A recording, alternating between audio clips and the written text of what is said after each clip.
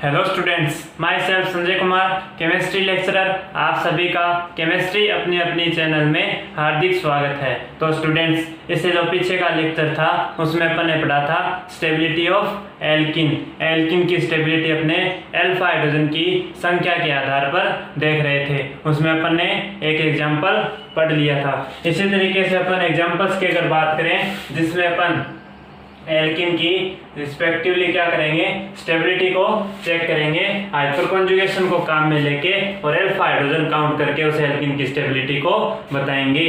अब जैसे मैंने कोई एग्जांपल लिया, इसी तरीके से कोई भी एग्जांपल जैसे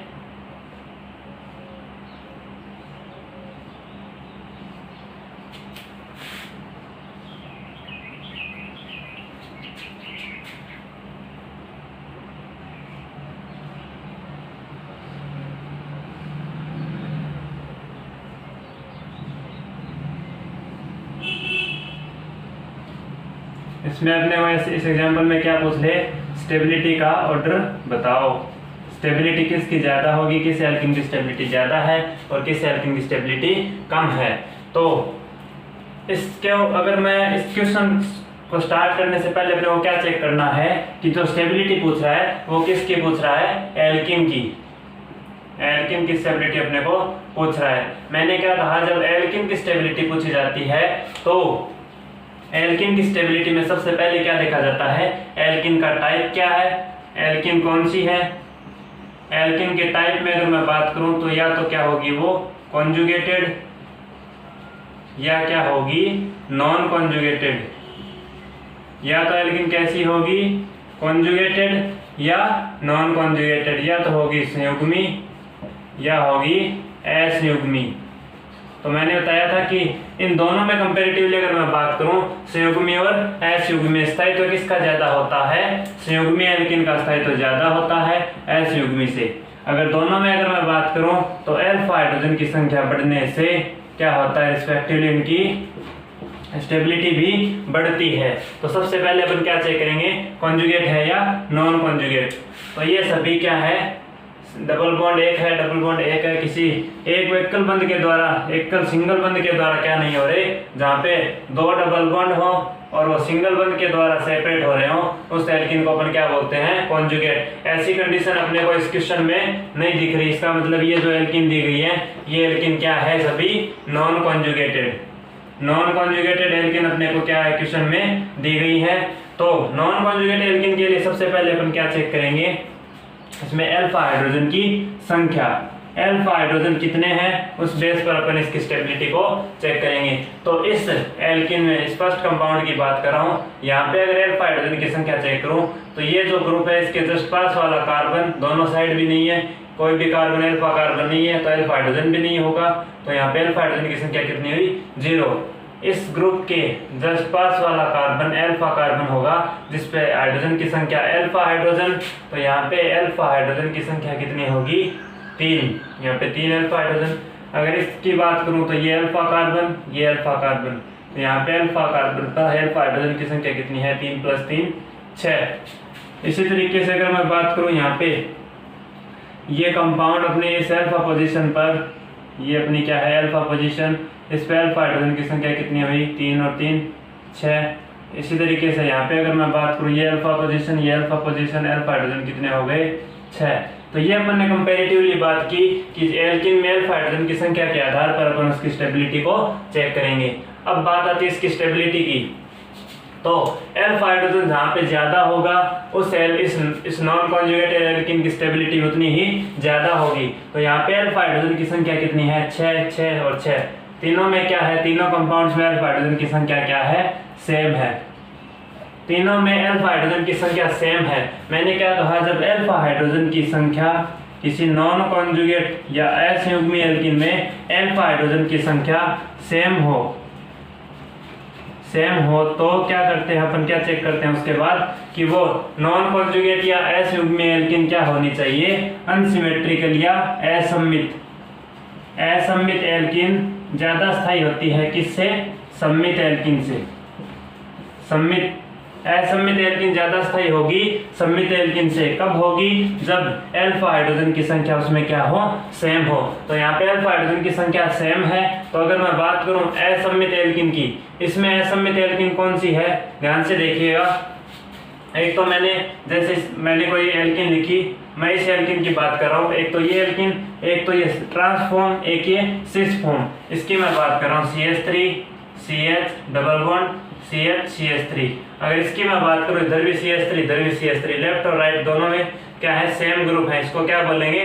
सिमेट्रिकल। इसकी दो फॉर्म होती हैं। एक तो सिमेट्रिकल का मतलब क्या हुआ? सम्मित एल्कीन। इसकी दो फॉर्म होती हैं, एक तो होती है ट्रांसफॉर्म और एक होती है सिस फॉर्म। एक ट्रांसफॉर्म होती है और एक सिस फॉर्म होती है। ये इसकी कौन सी फॉर्म है? ट्रांस। और ये इसकी कौन सी फॉर्म है? सिस। और ये अगर मैं बात करूं तो मैंने कहा इस एल्कीन के दोनों तरफ ग्रुप्स की संख्या अगर सेम नहीं है, यहाँ पे 2 CH3 है, यहाँ पे कोई ग्रुप नहीं है, तो इसका मतलब ये क्या हुआ? असम्मित एल्कीन है। असम्मित का मतलब क्या हुआ? अनसिमेट्रिकल। ये क्या है? कौन सी एल्कीन है? असम्मित एल्कीन। अब अगर मैं बात करूं यहाँ पे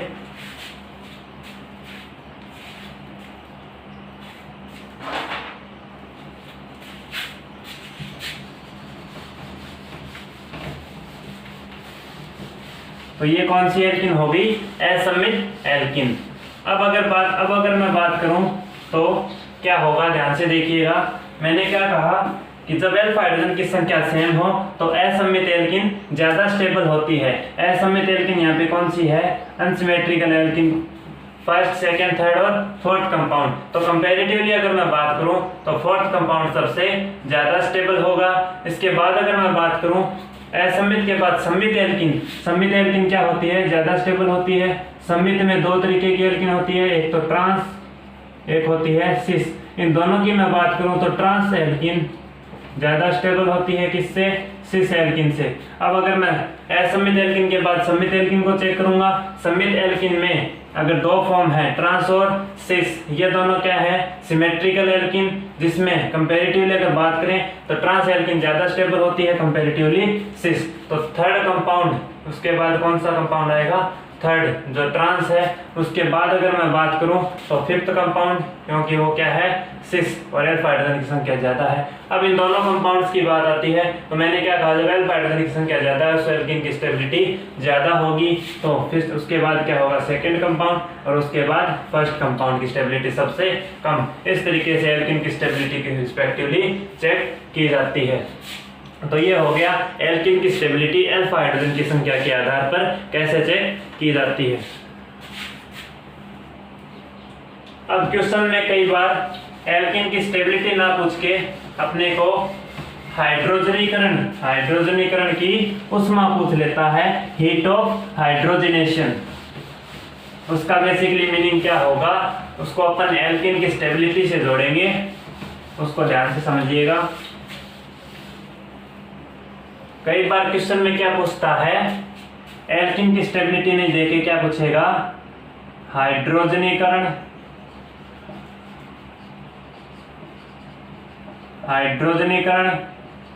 की उष्मा, हीट ऑफ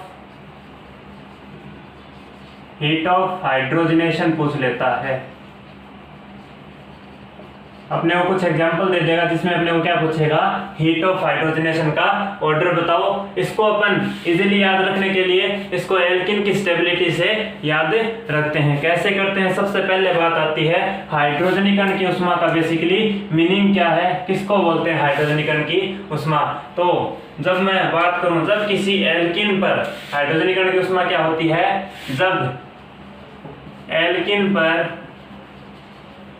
जब एल्कीन पर हाइड्रोजन अणु का योग होता है तो निकलने वाली ऊर्जा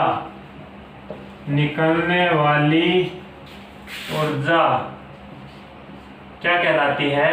हीट ऑफ हाइड्रोजनेशन कहलाती है। मैंने क्या कहा, हाइड्रोजनीकरण की ऊष्मा क्या होती है, जब किसी एल्कीन पर हाइड्रोजन का योग होता है तो निकलने वाली ऊर्जा क्या कहलाती है, हीट ऑफ हाइड्रोजनेशन। इसका बेसिकली मीनिंग क्या है, ध्यान से देखिए। मैंने कहा जब किसी एल्कीन पर, मैंने कोई एल्कीन ली जिसमें ये ग्रुप जुड़े हुए हैं, किसी एल्कीन पर जब मैंने कहा हाइड्रोजन H2 मॉलिक्यूल का क्या होता है, योग होता है, तो क्या होगा, यहाँ पे कंपाउंड क्या बनेगा, ये जो पाई बॉन्ड है, पाई बॉन्ड क्या होता है, वीक होता है। ये पाई बॉन्ड क्या है, वीक है, ये ब्रेक हो जाएगा और हाइड्रोजन को अपने साथ जोड़ लेगा। एक हाइड्रोजन इधर, एक हाइड्रोजन इधर, ये अपना क्या हो गया, प्रोडक्ट हो गया। तो मैंने कहा जब किसी एल्कीन पर हाइड्रोजन का योग होता है तो निकलने वाली ऊर्जा, यहाँ पे जो ऊर्जा निकलेगी, यहाँ पे जो ऊर्जा निकलेगी वो ऊर्जा क्या कहलाती है, heat of hydrogenation. Heat of hydrogenation कहलाती है। अब बात आती है ये जो ऊर्जा निकली है, हीट ऑफ हाइड्रोजनेशन ऊर्जा, निकलने वाली ऊर्जा हमेशा ही क्या कहलाती है, निकलने वाली ऊर्जा पर साइन कैसा आता है, नेगेटिव चार्ज। जो ऊर्जा निकलेगी उस पे वो कैसी होगी, नेगेटिव। निकलने वाली ऊर्जा क्या कहलाती है, नेगेटिव चार्ज। नेगेटिव चार्ज ऊर्जा निकली है तो यह कौन सी होगी, नेगेटिव। ये निकलने वाली ऊर्जा नेगेटिव है, या मैं इसको क्या बोल सकता हूँ, ये रिएक्शन है। रिएक्शन में किसी ऊर्जा अगर निकलती है उसको क्या बोल सकते हैं, डेल्टा H या एंथैल्पी। डेल्टा H को क्या बोलते हैं, एंथैल्पी। निकलने वाली ऊर्जा निकल रही है तो यहाँ पे साइन कैसा होगा, डेल्टा H भी क्या होगा, नेगेटिव होगा। तो अपन हीट ऑफ हाइड्रोजनेशन, या मैं कहूँ जो एंथैल्पी है वो क्या होगा, यहाँ पे साइन क्या होगा उसका, नेगेटिव होगा। क्योंकि इस कंपाउंड पर हाइड्रोजन का जब योग होगा, ऐड होगा, तो क्या होगा, प्रोडक्ट में ये जब प्रोडक्ट बनेगा तो यहाँ पे ऊर्जा कुछ मात्रा में ऊर्जा यहाँ पे रिलीज होगी या निकलेगी, तब यहाँ पे साइन क्या होगा, नेगेटिव होगा। अब बात आती है इस डेल्टा H की। डेल्टा H का मतलब क्या हुआ, एंथैल्पी। एंथैल्पी, एंथैल्पी, अगर एंथैल्पी की अगर मैं बात करूं तो इसको अपन समझते हैं, ध्यान से देखिएगा। एंथैल्पी की बात कर रहा हूं मैं।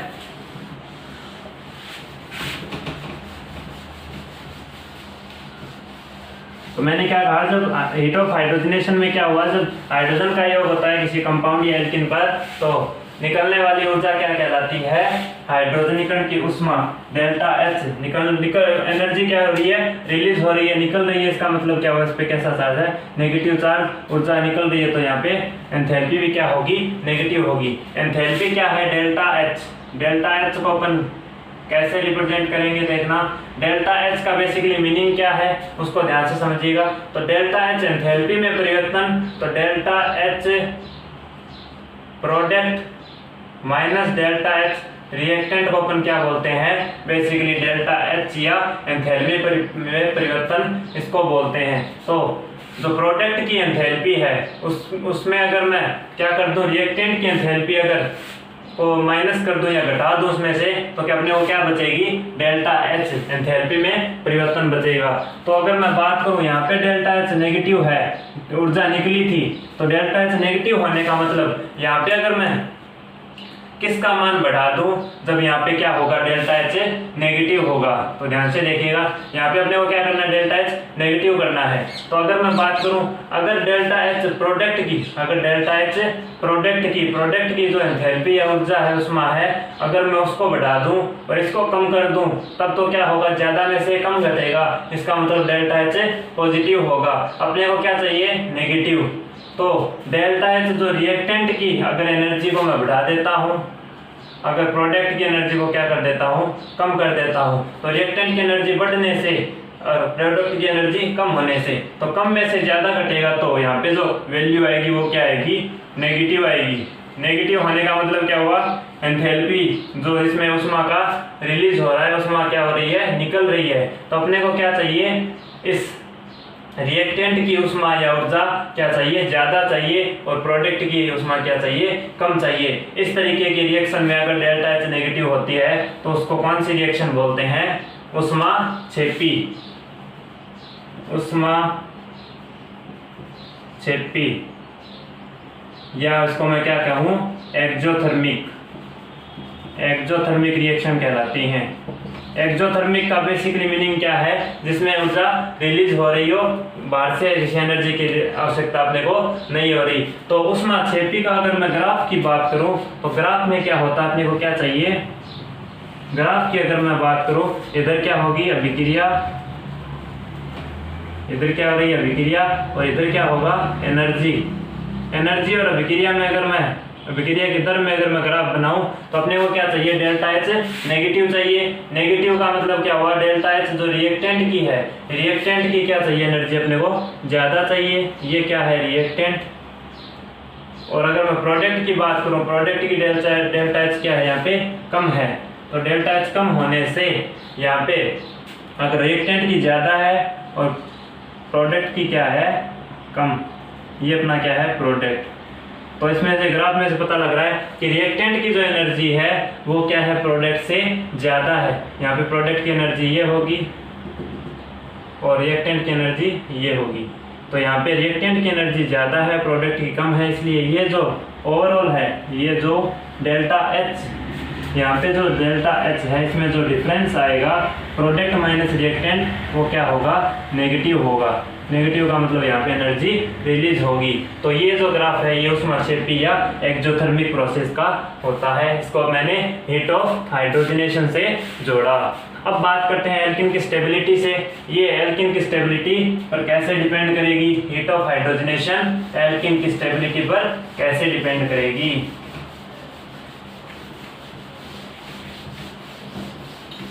तो ऐसे बोला जाता है कि जो हाइड्रोजनीकरण की ऊष्मा है वो एल्किन की स्टेबिलिटी पर निर्भर करती है। ये हीट ऑफ हाइड्रोजनेशन किस पे डिपेंड करती है, एल्किन की स्टेबिलिटी पर डिपेंड करेगी। एल्किन की स्टेबिलिटी पर डिपेंड करने का बेसिकली मीनिंग क्या है, तो heat of hydrogenation, heat of hydrogenation ऐसे बोला जाता है कि ये जो इनवर्स प्रोपोर्शनल होती है किसके, एल्किन की स्टेबिलिटी के, stability of alkene, stability of alkene. तो अपने को क्वेश्चन में क्या पूछ ले, हीट ऑफ हाइड्रोजनेशन का ऑर्डर बताओ, तो अपने को क्या चेक करना है सबसे पहले कि हीट ऑफ हाइड्रोजनेशन का बेसिकली मीनिंग क्या है, निकलने वाली ऊर्जा है, उसको अपन सबसे पहले किससे कनेक्ट करेंगे, स्टेबिलिटी ऑफ एल्किन से। सबसे पहले अपन क्या चेक करेंगे उसमें, स्टेबिलिटी, एल्किन की स्टेबिलिटी चेक कर लेंगे। अगर वो जो ऑर्डर अपने को एल्किन की स्टेबिलिटी का मिलता है उसका रिवर्स या उसका उल्टा क्या कर देंगे, हीट ऑफ हाइड्रोजनेशन का ऑर्डर। अब अपन इसको एग्जांपल से समझते हैं इसका बेसिकली मीनिंग क्या है। तो अपन एग्जांपल देख लेते हैं।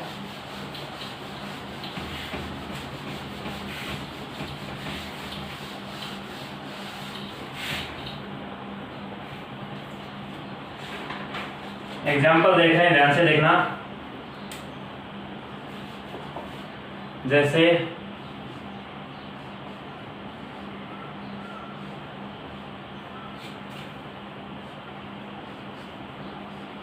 अपन क्या कर रहे हैं, हाइड्रोजनीकरण ऊष्मा को एल्किन की स्टेबिलिटी से चेक कर रहे हैं, कैसे देखी जाती है।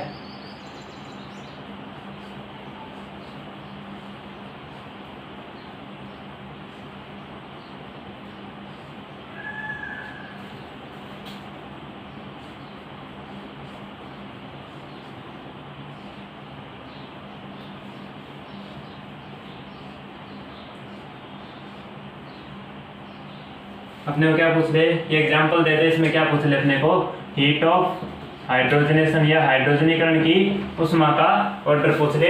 तो अपने को सबसे पहले क्या चेक करना है, सबसे पहले अपने को क्या चेक करना है, जो हीट ऑफ हाइड्रोजनेशन ये किस बात पे डिपेंड करती है, हीट ऑफ हाइड्रोजनेशन एल्किन की स्टेबिलिटी पर डिपेंड करेगी, एल्किन की स्टेबिलिटी पर डिपेंड करेगी। इसका मीनिंग मैंने बताया था, एक दूसरे के इनवर्स प्रोपोर्शनल होती है। तो सबसे पहले अपन क्या चेक करेंगे, इस एल्किन की स्टेबिलिटी को चेक करेंगे। एल्किन की स्टेबिलिटी किससे देखी जाती है, एल्फ हाइड्रोजन की संख्या से। एल्फ हाइड्रोजन की संख्या काउंट करते हैं। तो सबसे पहले अपन क्या चेक करेंगे, दी गई एल्किन जो दी गई एल्किन क्या होनी चाहिए, कॉन्जुगेट है या नॉन कॉन्जुगेट, इसके अपन पता कर लेते हैं। दो डबल बॉन्ड जब एक ही सिंगल बॉन्ड के द्वारा अगर सेपरेट हो रहे हो तो वो क्या कहलाती है, नॉन कॉन्जुगेट, कॉन्जुगेट। अगर इसमें अगर एक एक डबल बॉन्ड है तो इसका मतलब क्या है, ये सभी एल्किन्स कौन सी हैं, असयुग्मी एल्किन्स का एग्जाम्पल दे रखा है। असयुग्मी अपने को क्या दे रखा है, असयुग्मी एल्किन दे रखी है। अपने को इसमें अल्फा हाइड्रोजन की संख्या चेक करनी है। तो फर्स्ट कंपाउंड की अगर मैं बात करूं, अल्फा हाइड्रोजन की संख्या यहाँ पे कितनी है, इस डबल बॉन्ड के जस्ट पास वाला कार्बन, ये इसके डबल बॉन्ड के जस्ट पास वाला कार्बन अल्फा कार्बन, इससे जुड़े अल्फा हाइड्रोजन यहाँ पे कितने हैं, एक, यहाँ पे एक अल्फा हाइड्रोजन है। इस कंपाउंड के जस्ट पास वाला अल्फा कार्बन ये हो गया, इस पे जुड़े अल्फा हाइड्रोजन की संख्या कितनी है, 3। इस कंपाउंड के जस्ट पास वाला कार्बन क्या है, अल्फा, इस पे जुड़े हाइड्रोजन अल्फा हाइड्रोजन, ये भी अल्फा हाइड्रोजन, ये भी अल्फा, तो यहाँ पे टोटल कितने हो गए, 3 3 6, 2 8 और 2 10 अल्फा हाइड्रोजन। इस कंपाउंड की अगर मैं बात करूं तो ये जो डबल बॉन्ड है, इस डबल बॉन्ड के जस्ट पास वाला कार्बन अल्फा अल्फा, यहाँ पे भी अल्फा और ये भी अल्फा, तो यहाँ पे अल्फा हाइड्रोजन की संख्या कितनी हो गई, एक तो ये हो गया 1, 3 ये हो गए 4, 2 6 और 2 8, तो कितने हो गए टोटल अल्फा हाइड्रोजन की संख्या यहाँ पे 8। अब कंपैरेटिवली अगर अपन बात करें तो सबसे पहले हीट ऑफ हाइड्रोजनेशन पूछा है, तो उसमें एल्किन की स्टेबिलिटी देख लेते हैं। जिसमें अल्फा हाइड्रोजन की संख्या ज़्यादा है उस कंपाउंड की क्या होती है, एल्किन की स्टेबिलिटी सबसे ज़्यादा होती है। तो मैं एल्किन की स्टेबिलिटी का ऑर्डर लिख रहा हूँ पहले, एल्किन की स्टेबिलिटी, क्योंकि एल्किन की स्टेबिलिटी अगर ज़्यादा होगी तो हीट ऑफ हाइड्रोजनेशन उतनी ही कम होगी। एल्किन की स्टेबिलिटी का ऑर्डर क्या होगा, सबसे ज़्यादा अल्फा हाइड्रोजन इस कंपाउंड में है, थर्ड कंपाउंड में सबसे ज़्यादा है, उसके बाद अगर मैं बात करूं तो फोर्थ कंपाउंड में, उसके बाद अगर मैं बात करूं तो सेकंड कंपाउंड, और उसके बाद फर्स्ट कंपाउंड में अल्फा हाइड्रोजन संख्या कम है तो स्टेबिलिटी भी सबसे कम होगी। ये किसका ऑर्डर हो गया, एल्किन की स्टेबिलिटी का। तो मैंने क्या कहा, जब एल्किन की स्टेबिलिटी जिस कंपाउंड की सबसे ज्यादा है उसकी हीट ऑफ हाइड्रोजनेशन या हाइड्रोजनीकरण की उष्मा सबसे कम होगी। तो यहाँ पे मैं हीट ऑफ हाइड्रोजनेशन या हाइड्रोजनीकरण की उष्मा की बात करूं तो अपना ऑर्डर क्या होगा, इसका जस्ट उल्टा होगा। उल्टा होने का मतलब क्या है, जिस कंपाउंड की एल्किन की स्टेबिलिटी सबसे ज्यादा है उसकी क्या होगी, हीट ऑफ हाइड्रोजनेशन सबसे कम होगी। उसके बाद फोर्थ कंपाउंड की, उसके बाद सेकंड कंपाउंड की, उसके बाद फर्स्ट कंपाउंड की सबसे हीट ऑफ हाइड्रोजनेशन सबसे ज़्यादा है, क्योंकि वो क्या है, वो एल्किन क्या है, सबसे लेस स्टेबल है। तो इस तरीके से हीट ऑफ हाइड्रोजनेशन को एल्किन की स्टेबिलिटी से देखा जाता है। ये अपनी बात हो गई हाइड्रोजनीकरण की उष्मा की। अब बात आती है जो कुछ एग्जाम्पल्स में एल्किन की स्टेबिलिटी को ना देकर बंद क्रम बॉन्ड ऑर्डर को पूछ लेता है। क्वेश्चन में क्या दे देता है, एल्किन की स्टेबिलिटी ना देके, मैंने क्या कहा, कई बार क्वेश्चन में एल्किन की स्टेबिलिटी नहीं देके, एल्किन की स्टेबिलिटी ना पूछ के क्या पूछ लेता है, एल्किन की स्टेबिलिटी नहीं देके क्वेश्चन में कई बार जैसे बंद क्रम बॉन्ड ऑर्डर, बंद क्रम क्या पूछ लेता है, बॉन्ड ऑर्डर पूछ लेता है, बॉन्ड ऑर्डर का ऑर्डर बताओ। इसी तरीके से बंद क्रम ना देके क्या पूछेगा, बंद लंबाई बताओ, बंद लंबाई का ऑर्डर बताओ, बॉन्ड लेंथ। इसी तरीके से क्वेश्चन में क्या पूछता है, बंद सामर्थ्य का क्रम बताओ, बंद सामर्थ्य या बॉन्ड स्ट्रेंथ, बॉन्ड स्ट्रेंथ का ऑर्डर बताओ। इसी तरीके से क्वेश्चन में क्या पूछता है, जैसे क्वेश्चन में और भी क्वेश्चन करता है वो, एल्किन की स्टेबिलिटी, बंद क्रम हो गई, बंद लंबाई, एक हो गया अपना बंद ऊर्जा, बंद ऊर्जा या बॉन्ड एनर्जी। क्वेश्चन में क्या पूछ लेता है, और बंद ऊर्जा।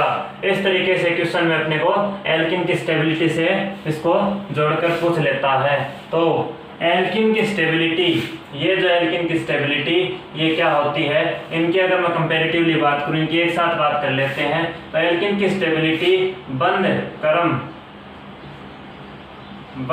के क्या होती है, समानुपाती होती है। और एल्किन की स्टेबिलिटी बंद लंबाई के क्या होती है, बंद लंबाई या बॉन्ड लेंथ के क्या होती है, व्युत्क्रमानुपाती होती है। और बंद सामर्थ्य के क्या होती है, समानुपाती होती है। बंद सामर्थ्य के क्या होती है, समानुपाती होती है। और बंद ऊर्जा, उस बंद को या उस बॉन्ड को तोड़ने के लिए आवश्यक ऊर्जा होती है, वो क्या कहलाती है, बंद ऊर्जा। उसके भी क्या होती है, समानुपाती। तो बंद ऊर्जा, बंद सामर्थ्य और बंद क्रम के क्या होती है, समानुपाती होती है। डिफरेंट यहाँ पे क्या है, सिर्फ बंद लंबाई के सिर्फ क्या होती है, व्युत्क्रमानुपाती होती है। ये अपने को याद करना है। अब किसी भी तरीके का कोई भी क्वेश्चन आ जाए तो एल्किन की स्टेबिलिटी चेक कर लेंगे। एल्किन की स्टेबिलिटी से उसको बंद क्रम का ऑर्डर वही रहेगा, बंद सामर्थ्य का भी वही रहेगा, बंद ऊर्जा का भी वही रहेगा। बदलेगा क्या, उसका रिवर्स या व्युत्क्रम क्या होगा, उसका उल्टा क्या होगा, सिर्फ बंद लंबाई का ऑर्डर उल्टा होगा। इस तरीके से क्वेश्चन पूछ लिए जाते हैं, इसको अपने को थोड़ा ध्यान में रखना है।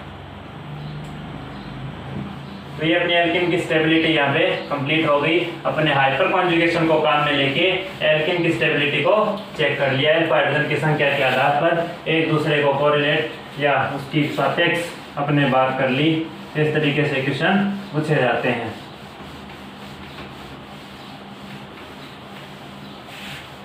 तो अपना जो हाइपर कॉन्जुगेशन इफेक्ट, उसके एप्लीकेशन में stability of carbocation, stability of radical और स्टेबिलिटी ऑफ एल्किन अपना कंप्लीट हो गया।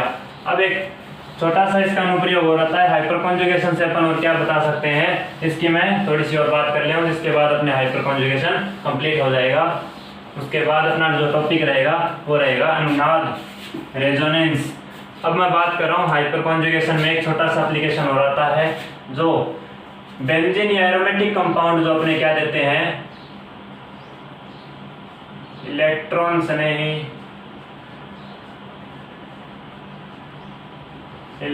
स्नेही प्रतिस्थापन, ये अपनी सब हेडिंग है या सब एप्लीकेशन है किसका, हाइपर कॉन्जुगेशन का। इलेक्ट्रॉन स्नेही प्रतिस्थापन अभिक्रिया पर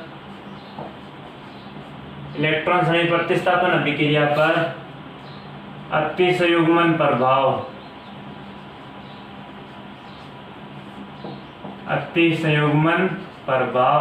अपनी हेडिंग क्या है, इलेक्ट्रॉन स्नेही प्रतिस्थापन अभिक्रिया पर अतिसंयुग्मन प्रभाव। इलेक्ट्रॉन स्नेही प्रतिस्थापन का अभिक्रिया, इसका मतलब क्या हुआ,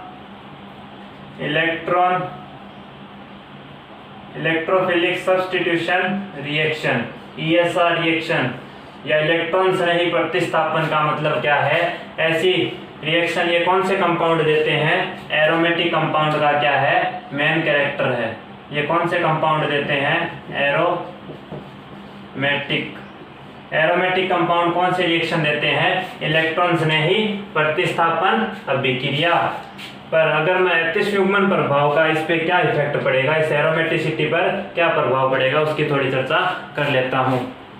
तो एरोमेटिक कंपाउंड में अगर मैं जैसे एरोमेटिक कंपाउंड की अगर मैं बात करूं तो एरोमेटिक कंपाउंड इसको अपन पढ़ लेंगे एरोमेटिसिटी में। अभी इतना बता रहा हूं, जो हक्कल रूल को फॉलो करें।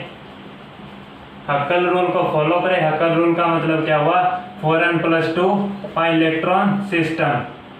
इसमें कंपाउंड क्या होना चाहिए, कैसे होना चाहिए, ये अपन इसको एरोमेटिसिटी में पढ़ लेंगे, जिसमें Huckel rule 4n+2 pi electron system को फॉलो कर रहा हो, जिसमें कंपाउंड साइक्लिक होना चाहिए, डिलोकेलाइजेशन ऑफ इलेक्ट्रॉन होना चाहिए और प्लेनर होना चाहिए कंपाउंड। इसके अपन एरोमेटिसिटी में बात करें। अभी अपना टॉपिक क्या है, अतिसंयुग्मन प्रभाव का इस इलेक्ट्रॉन स्नेही प्रतिस्थापन अभिक्रिया पर कैसे प्रभाव पड़ेगा, इसकी मैं बात कर रहा हूँ। जैसे मैंने एग्जाम्पल लिया बेंजीन का, किसका एग्जाम्पल ले रहा हूं, बेंजीन किसकी तरह बिहेव करती है, एज ए न्यूक्लियोफाइल या नाभिक स्नेही। बेंजीन किसकी तरह बिहेव करती है, नाभिक स्नेही या न्यूक्लियोफाइल। न्यूक्लियोफाइल, क्योंकि इलेक्ट्रॉन डेंसिटी के कारण ये एज ए न्यूक्लियोफाइल बिहेव करती है। जब इस पर किसका अटैक होता है, किसी इलेक्ट्रॉन स्नेही या इलेक्ट्रोफाइल का, ये क्या है, इलेक्ट्रॉन स्नेही, इलेक्ट्रॉन स्नेही का जब इस पर अटैक होता है तो क्या बनेगा, कंपाउंड, कंपाउंड बनेगा। वो अपना क्या होगा,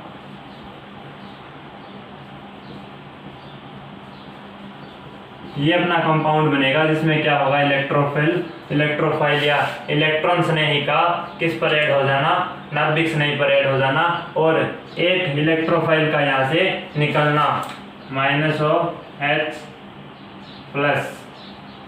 यहाँ पे ये जो रिएक्शन कहलाती है ये कौन सी होती है, इलेक्ट्रॉन स्नेही प्रतिस्थापन अभिक्रिया, जिसमें इलेक्ट्रॉन का इस नाभिक स्नेही से जुड़ना और एक इलेक्ट्रोफाइल का उसकी जगह एक इलेक्ट्रॉन स्नेही का बाहर निकलना। इस तरीके की रिएक्शन क्या कहलाती है, इलेक्ट्रोफिलिक सब्स्टिट्यूशन रिएक्शन। ये एरोमेटिक कंपाउंड की मुख्य कैरेक्टरिस्टिक रिएक्शन है। अब मैं बात करूं इस रिएक्शन पर, अगर अतिशुग्मन प्रभाव की बात करूं, इस रिएक्शन पर अतिशुग्मन प्रभाव किस तरीके से अपना प्रभाव डालेगा, तो ये जो इलेक्ट्रोफिलिक सब्स्टिट्यूशन रिएक्शन है, इलेक्ट्रोफिलिक सब्स्टिट्यूशन रिएक्शन, ये ज्यादा कब होगी, ज्यादा तभी होगी जब इस न्यूक्लियोफाइल, ये जो न्यूक्लियोफाइल है ये इस इलेक्ट्रोफाइल को अपने साथ जोड़ेगा, ये न्यूक्लियोफाइल इस इलेक्ट्रोफाइल को अपने साथ जोड़ेगा।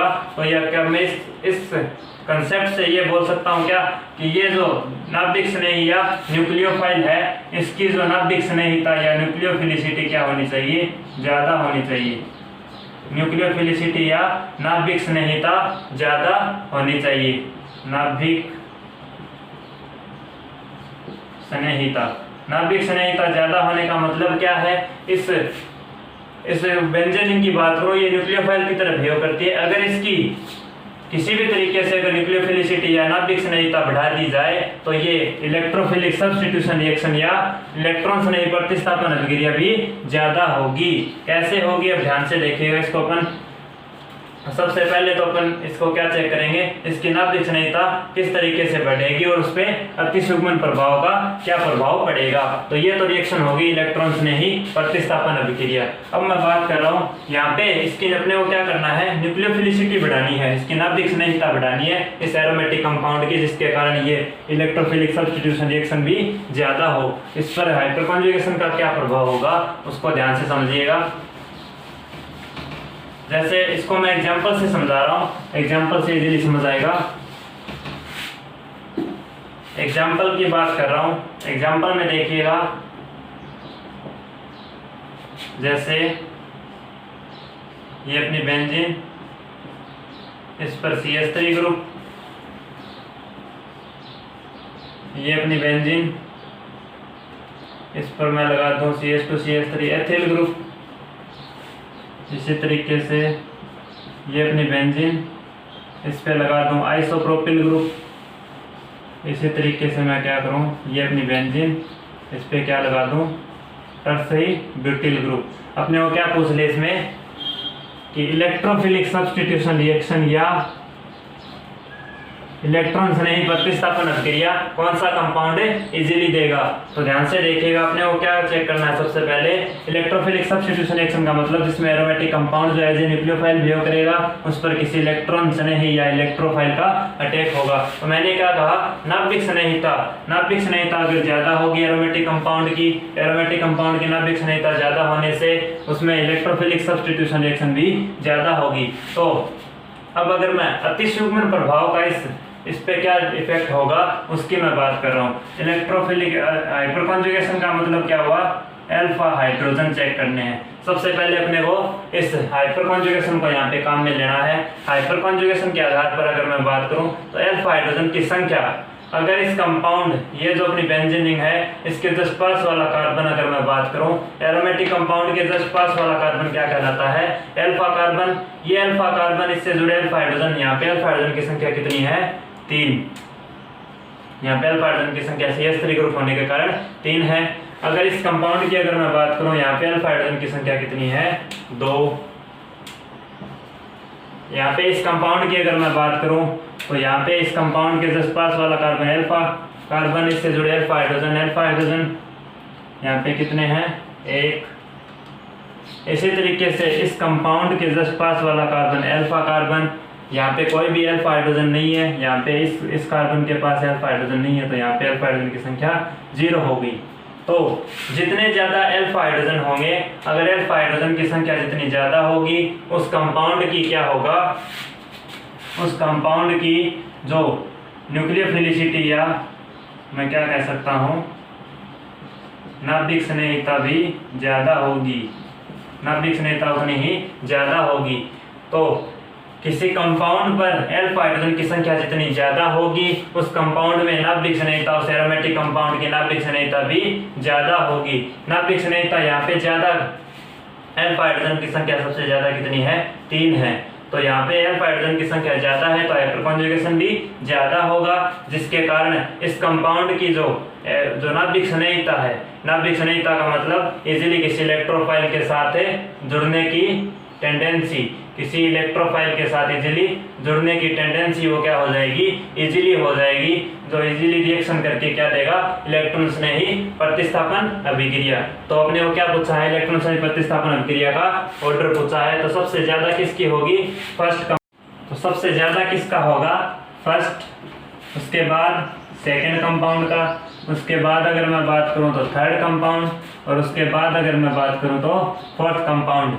तो ये ऑर्डर किसका हो गया, इलेक्ट्रॉन स्नेही प्रतिस्थापन अभिक्रिया, या मैं कहूँ नाभिक स्नेहिता, इस एरोमेटिक कंपाउंड की नाभिक स्नेहिता जिसमें क्या हो, न्यूक्लियोफिलिसिटी सबसे ज्यादा हो। यहाँ पे अल्फा हाइड्रोजन की संख्या ज्यादा होने से, यहाँ पे हाइपर कॉन्जुगेशन ज्यादा होने से इस एरोमेटिक कंपाउंड की जो न्यूक्लियोफिलिसिटी, नाभिक स्नेहिता ज्यादा हो गई, जो इलेक्ट्रोफाइल को अपने साथ इजीली जोड़ लेगी, और जोड़ने के बाद कौन सी रिएक्शन देगी, इलेक्ट्रॉन स्नेही प्रतिस्थापन अभिक्रिया। तो इस तरीके से ऑर्डर चेक किए जाते हैं, जिसमें अपन हाइपर कॉन्जुगेशन या अतिसुगमन प्रभाव को काम में लेके रिलेटिव क्वेश्चन को सॉल्व किया जाता है। तो अपना जो हाइपर कॉन्जुगेशन अतिसुगमन प्रभाव, उसकी डेफिनेशन और उसके अनुप्रयोग, जो उसके एप्लीकेशन थे, वो अपना कंप्लीट हो गया है। कल के लेक्चर में अपना जो टॉपिक स्टार्ट होगा वो होगा अनुनाद प्रभाव, रेजोनेंस इफेक्ट। तो अभी तक आप लोगों को जितना पढ़ाया है उसको बार बार रिवाइज करिए। अगर किसी भी तरीके की कोई भी दिक्कत आ रही है तो प्लीज़ कमेंट करके